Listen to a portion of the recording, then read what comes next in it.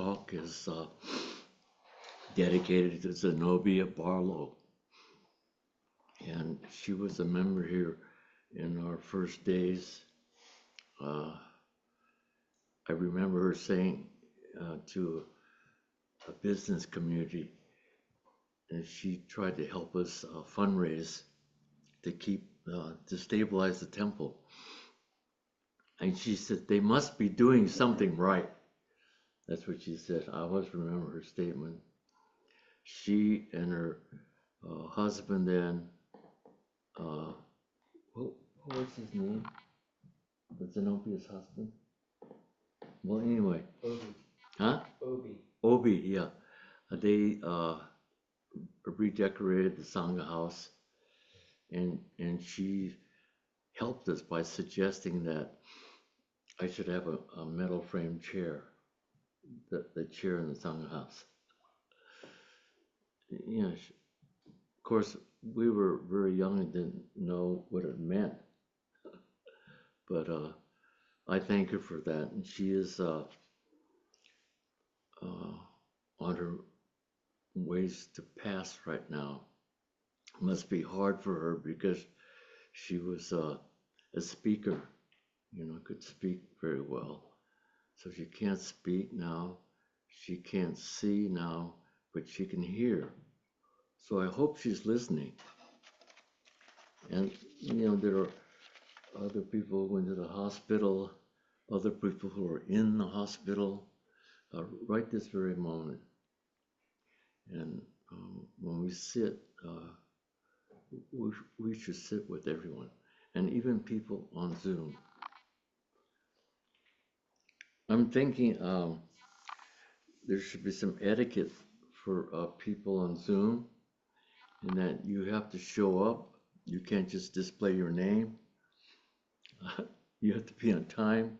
You can't drink water. You can't wear your pajamas. You have to be as if you were in the Zendo, okay? This is what I asked for. So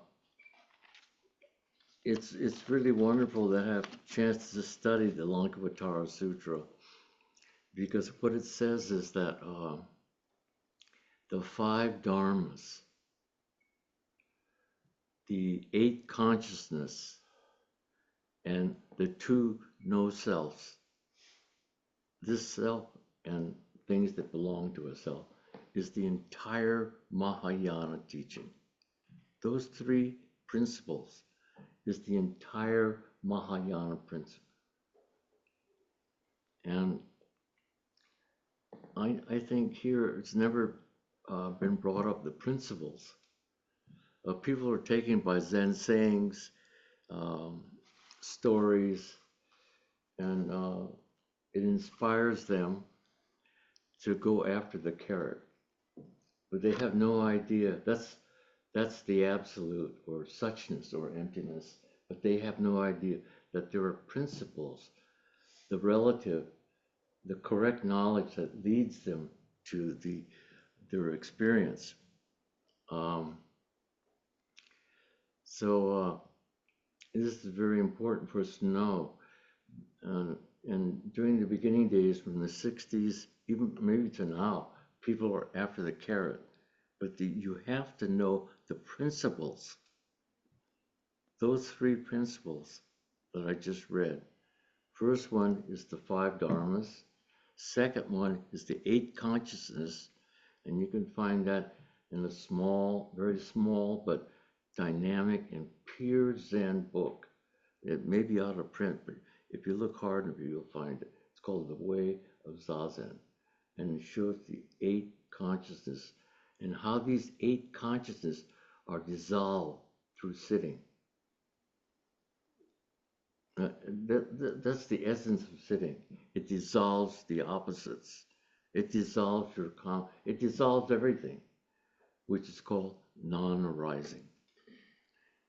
The Zen and Dharma is really profound because nothing is missing. Enlightenment cannot happen without delusion. So you have to have delusion. I think we have enough, but also you need to know Your realization is dependent on delusion. You cannot, you cannot have realization without delusion. I guess in a way you can't say yes without a no.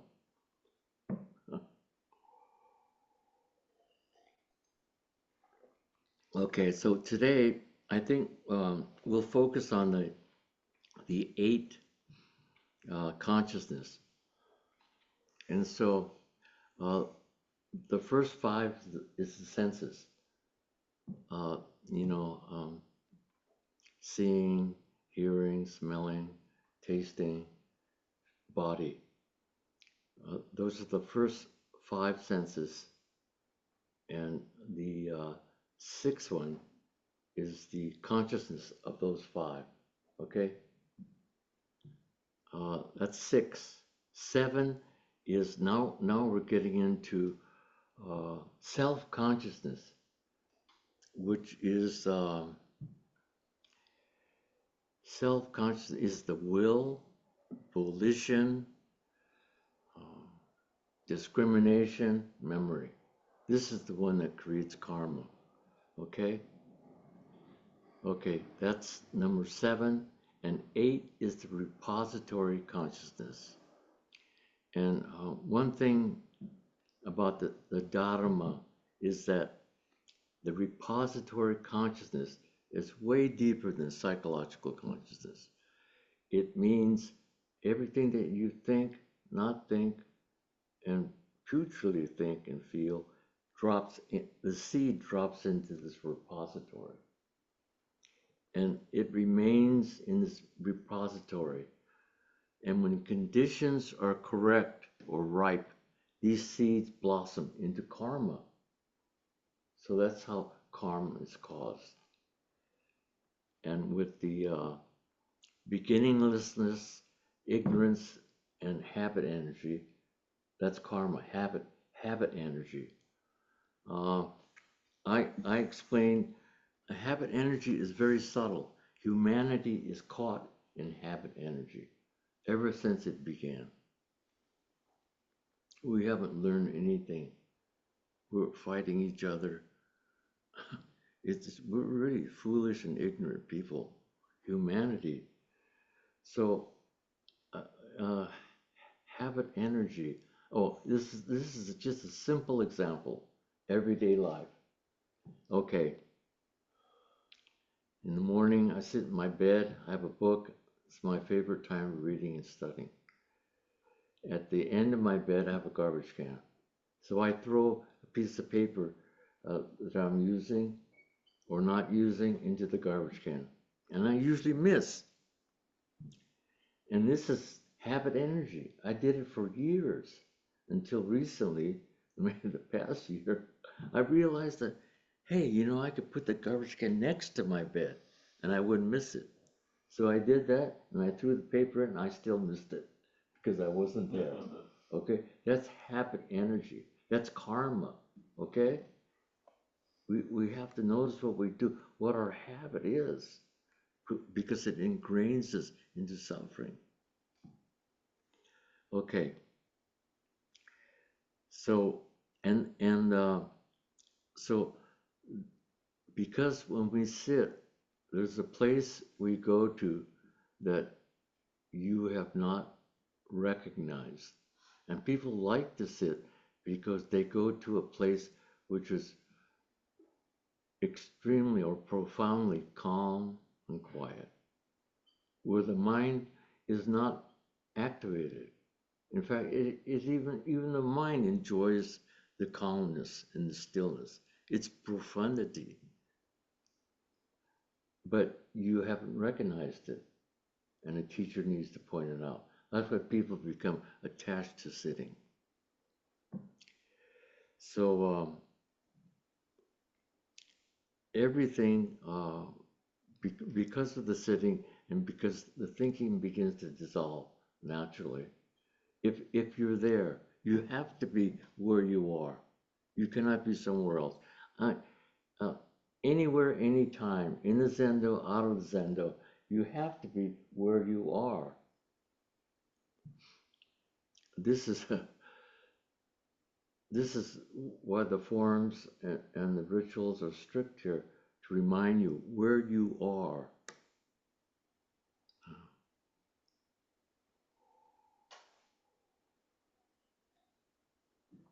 And we should know at the first 5 kanji in the Heart Sutra, kanji zai bo satsu. It's not a bodhisattva.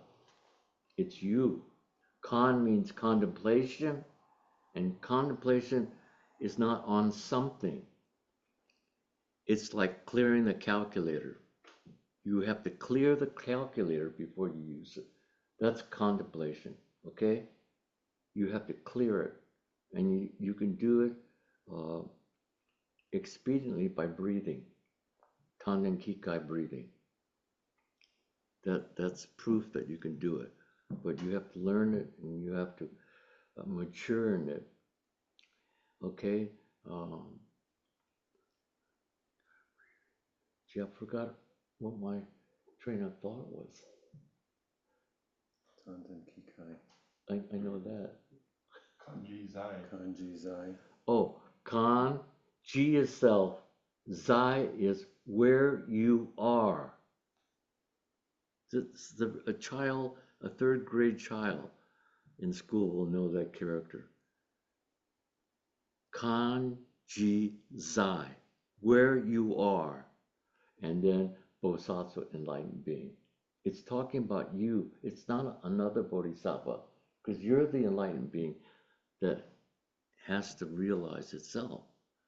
How could you realize yourself if you weren't enlightened? This is not a premise. This is the Buddhist reality. It's been proven over and over again. Okay, so Kanji Zai Bodhisattva. See, this is Kannan Bodhisattva. It's another Bodhisattva. Okay, so what's the wondrous thing about this is that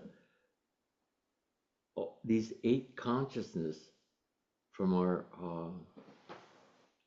sitting, the constancy of our sitting is dissolved into the 4 wisdoms. This is one of the 3 Mahayana teachings. It's dissolved. So your 5 senses is turned into taste, whatever you smell, touch, whatever that is. But the 5 senses, including your mind, your thinking mind, is your conceptual consciousness. Okay, so that's the first 6. The 7th one, and it's written on the post, the stupa post on the way down, where the future Zendo is written. It's how the self-consciousness is dissolved into, it's written as Byodo, meaning impartiality. Everything in this room will have equal value. There's no distinction. When it has equal value, it means there's no duality. It's impartiality, which transforms or dissolves into compassion. And then the 8th one, the repository consciousness, is also called the Tathagata Garbha, Buddha's womb. Isn't that something? It transforms into Buddha's womb. And when these all transform, you are free from the idea of yourself. That's the realization. And that's non-dualism.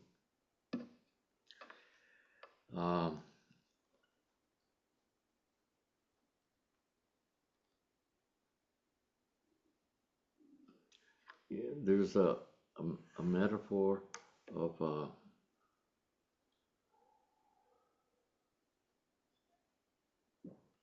an inherent jewel wrapped in the soil cloth or rag of the 8 consciousness, thrown on the side of the road that you pass by every day. It could be the 8 consciousness, it could be the 5 skandhas, it could be Zen practice, it could be whatever you want. It's thrown, it's wrapped in the cover of how we think our concept of what Zen practice is and thrown on the side of the road. It's a nice metaphor. It's there. In fact, it's right in front of you. Koreans have a common saying in the Dharma, the front, down, down, front, down, right in front.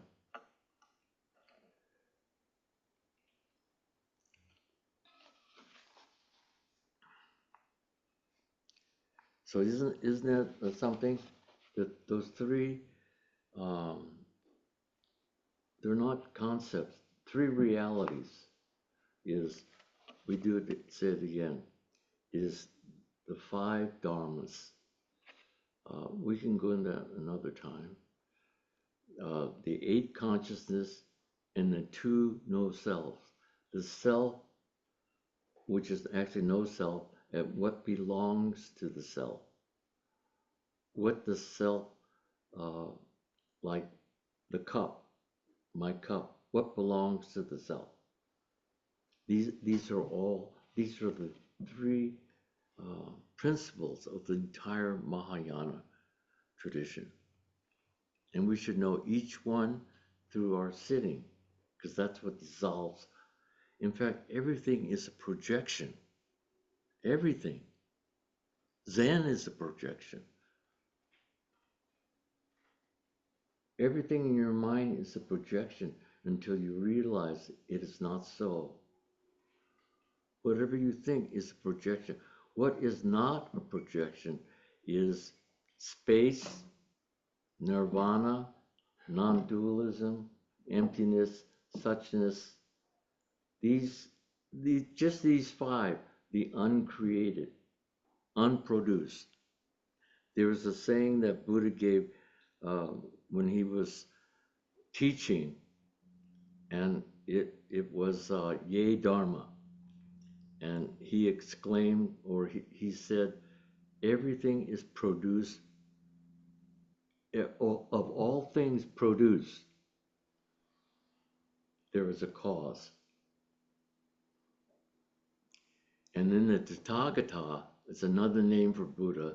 Tathagata, the translation is like, thus come, thus gone, but in thusness. So if it's in thusness, there's no coming nor going. It's like when you're taking care of a very little baby, you don't know if the baby's coming or going, right? And the baby doesn't even know he or she is coming or going. Okay, so no coming and no going. And then Tathagata again proclaims, there is a cause. This is really profound now. There is a cause, and there is a cessation to the cause. There is the end of cause. There is the end of producing. And then because you understand this, not by thinking, but by a direct realization of Buddha's knowledge, then your life begins to change, completely change. That is, you could say that's the purpose of the Dharma, the whole Dharma. In fact, you cannot learn the Dharma. You cannot be taught the Dharma. You can only realize the Dharma. These are profound words. You're trying to, you cannot produce. You cannot create knowing. You have to let everything go. Everything. That's the only way. It's the entrance to the mountain gate. Uh, for instance, Buddha's Four Noble Truths. Noble means only for those who experience it, not for the humanity. I thought, I thought all this time it was for humanity, the Four Noble Truths. But the word noble means only for those who, because they know it's true, not for humanity, because they don't know it's true.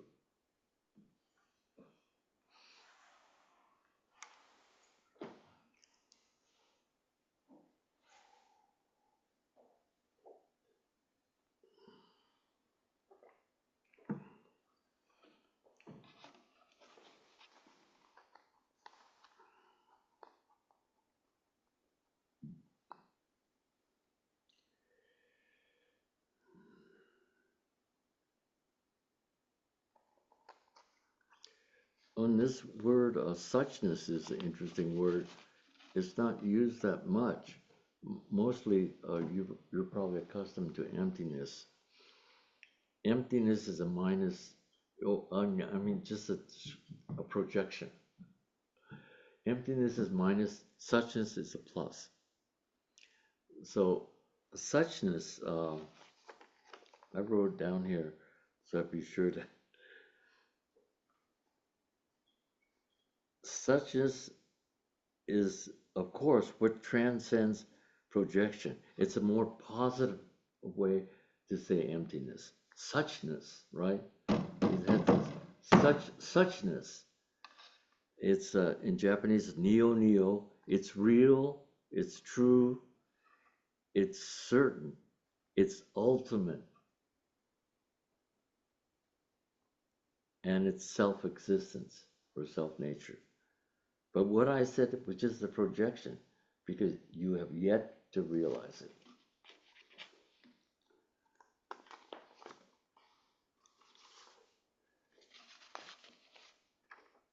Out of my book fell out this page, and it was called The 8 Forms of Consciousness. Vijnana is consciousness. This conception of the mind includes the 5 forms of sensory consciousness.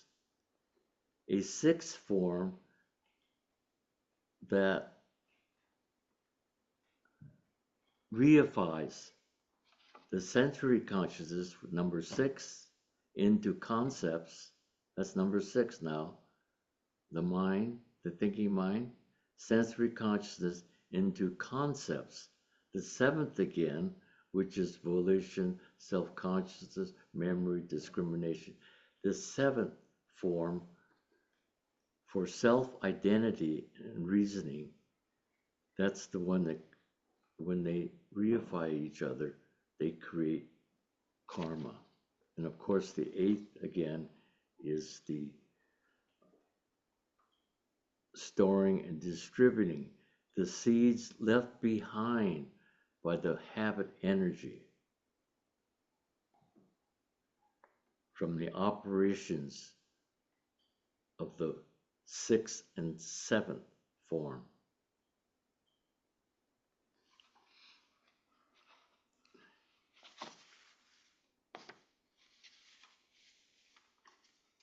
Yeah, I think there's not much more to say. Just a lot of sitting or being where you are.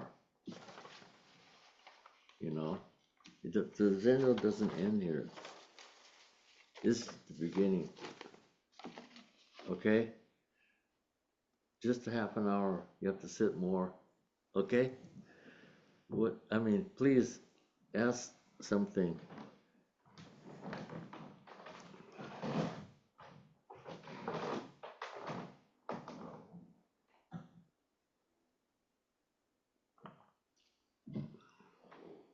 Yes. So when you first sit down, then It's before you sit down. before you sit and you arrive, and now you're here at the pillow, you're in the Zendo, you've interacted with Sangha, and then you're sitting. And of those first 7 of the 8, consciousness, then it feels like most of the sort of the running of the mind is in 6 and 7, and then that is where the breaths becomes kind of a balancing or tool to help your awareness know where you are. The what? The breath at that point, that sort of feels like then the start of that process. Yeah. Actually, if you sat a long time or really think that not just devotional, but really have the resolve to sit, and that is the most important thing in your life. It's not about philosophy, or it's about ultimate reality. It's not about thinking about it. You have to do it. And if you have that kind of conviction and resolve, when you get, because you've gone on a bed so many times with some kind of resolve, not just getting out of bed to do something, but resolve. How much suffering will you create for yourself today? I used to say that to myself. How much suffering? I had to do this. I said, I only have to do 2 things. Then, so then, but you have to have the foundation of sitting to enact that, the foundation, the container. You have to have that. And then when you get up, you're already there. You don't have to. It's not when you sit on it. The word wisdom or prajna means before knowledge. It's not the name and its appearance. It's even before that.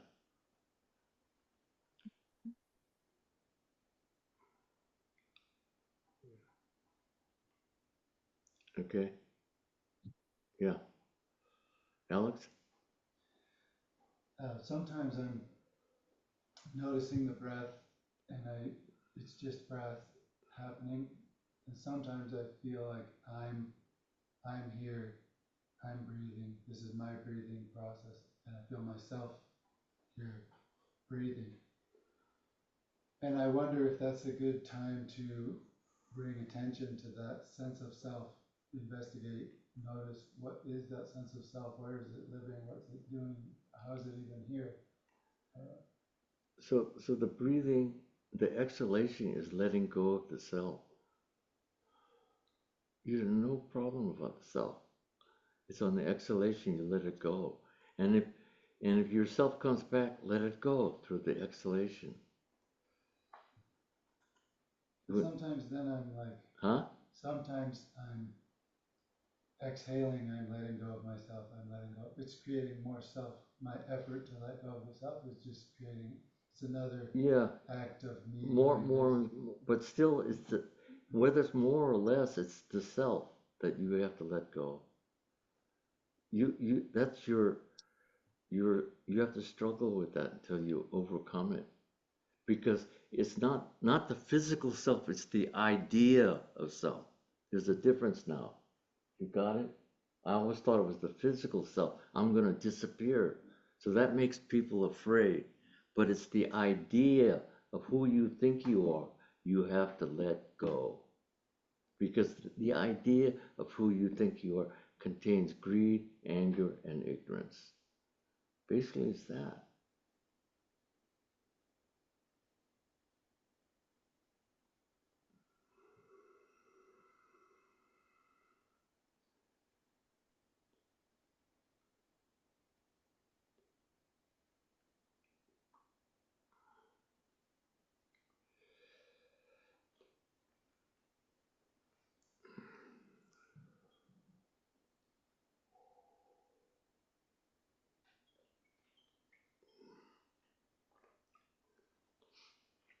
Okay.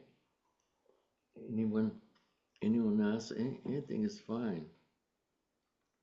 I hope you're watching Zenopia or listening.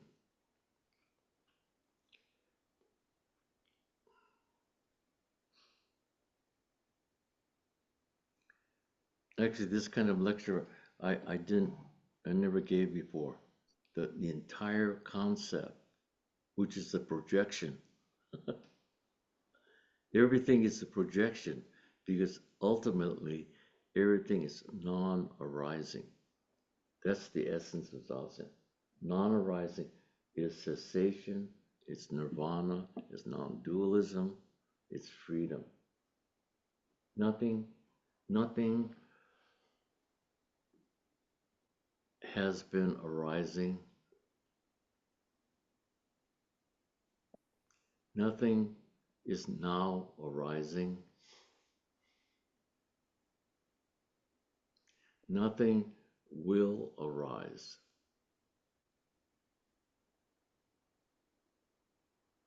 You can demonstrate it or be it at will. With training, with the container, you have to have that foundation to do it, which involves your breath, body, and mind.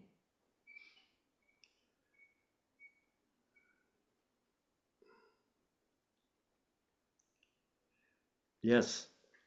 I appreciated the protocols requested of Zoom participants, and are they also able to ask questions? Oh, pardon me? Are the Zoom participants also able Yeah, to ask please. questions? Yep. I was just wondering. Yeah, please.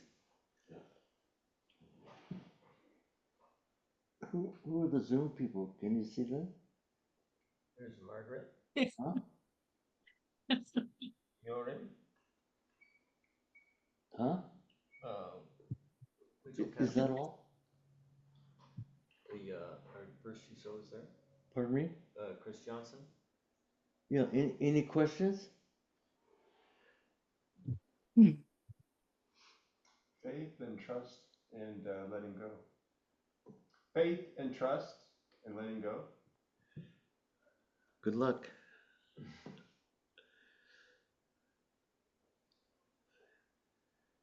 The faith and trust is letting go. It's all letting go means non-arising. Not you don't produce it. It dissolves by itself. Anything produced causes karma. Anything you create causes karma. So when you work, you can't say I am doing this.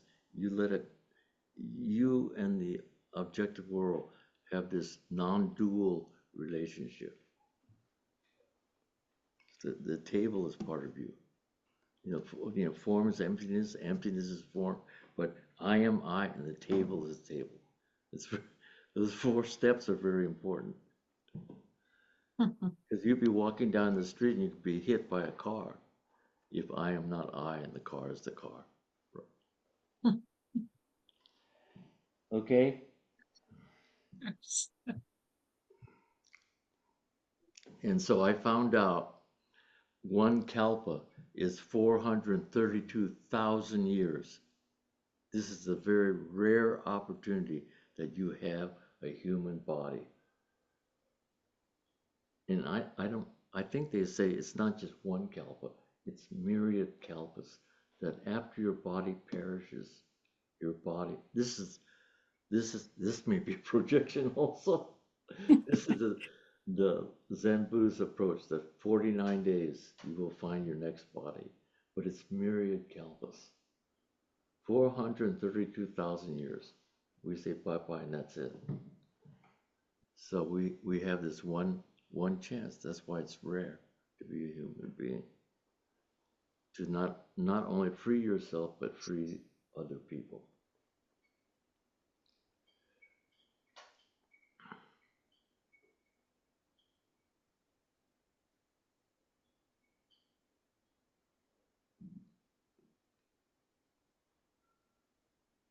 Roshi, could you say something more about the 2 non-self?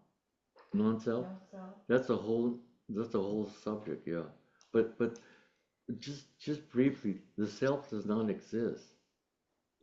is not self-existence. For instance, like the chain of dependent origination, they say that's how Buddha received his great awakening, because in the chain it proves that there's no self-existence, because one thing is dependent on the next. It's not stable. There's no self-existence. Only we made it up. We created it. Not your parents, but we made it up. So that self, the idea of self, there's no self-existence. Because it's not, the idea is not real. The idea contains greed, hatred, and delusion. Yet each thing has its own virtue. Each thing has its own virtue. Yeah, even that has its own virtue, but you have to find out what's the virtue of greed, anger, and ignorance. The other side. There is a virtue to it, but driving down the mountain, they said, please help us keep the garbage, the roads clean. We lost our virtue. We have to ask people for help. We don't have any foundation for virtue anymore. Goodness. That's what we're trying to bring back. It's there, but we've lost it. I told this story many times. I used to say old sayings, but now I just say past sayings, that before socks had sizes, small, medium, large, when you went to the store, how did you find out what was your size? Because most of the socks were handmade. Do you know, Susan? Okay.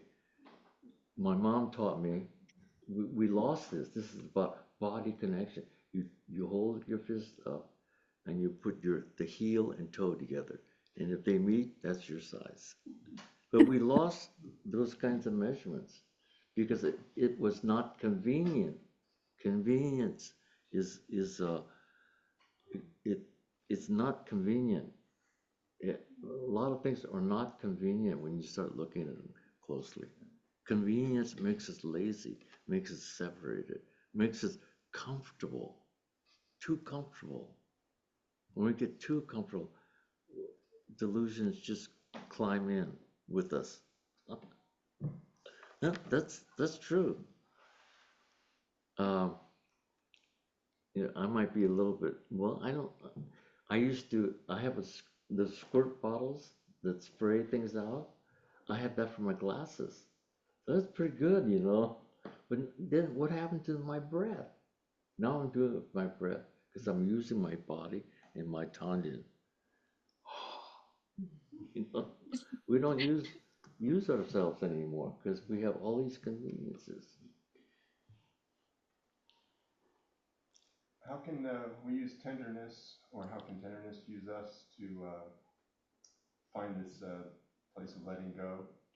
How can what? How can we use tenderness? Tenderness? Tenderness use us to find this place of letting go? No, tenderness doesn't work. Is not good enough. Thank you, Roshi. You have to let go of that's just one aspect. You have to, when you let go of everything, it dissolves by itself. But we have to let go, Well, it was a convincing delusion that brought me here. The contact with tenderness. No. It was a convincing delusion, contact with tenderness, that I came across here. Yeah. So but I also feel like becoming aware of that helps to focus on the importance of also letting go, being able to let go. Yeah, good, So that everything has its own virtue on its own.